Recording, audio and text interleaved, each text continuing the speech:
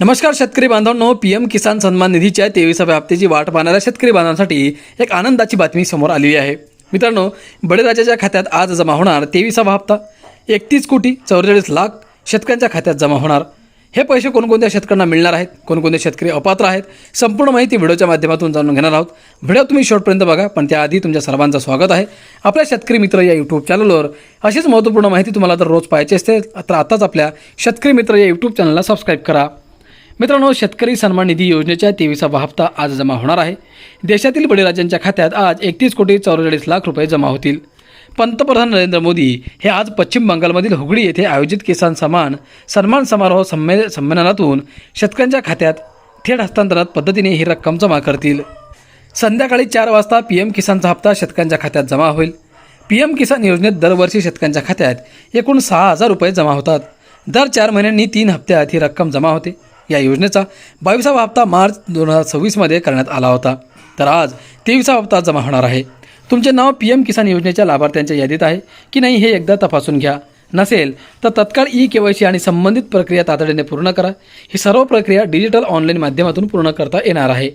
मित्रांनो, KYC कशी करणार तर पंतप्रधान शेतकरी सन्मान निधी योजनेचा 23वा हप्ता जमा होण्याअगोदर तुमचे नाव लाभार्थ्यांच्या यादीत आहे की नाही ते तपासा।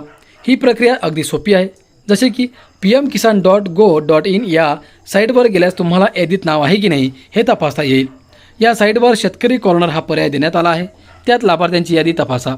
या ठिकाणी शेतकऱ्यांनी आधार क्रमांक, खाते क्रमांक टाका, त्यानंतर गेट डेटावर क्लिक करा। पेमेंट स्टेटसवर क्लिक केल्यास संपूर्ण माहिती समोर येईल। KYC पूर्ण केली असेल तर लाभार्थ्यांच्या खात्यात पैसे जमा होतील। खात्यासोबत आधार कार्ड लिंक करणे आवश्यक आहे, तर ॲग्रीस्टॅग या पोर्टलवर जाऊन नोंदणी करणे ही सरकारने अत्यावश्यक केले आहे।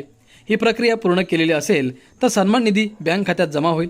पंतप्रधान शेतकरी सन्मान निधी योजनेविषयी काही अडचण असल्यास शेतकऱ्यांना या दिलेल्या टोल फ्री क्रमांकावर संपर्क देखील साधता येतो आणि त्यांच्या प्रश्नांचे निराकरण देखील होण्यास मदत होईल।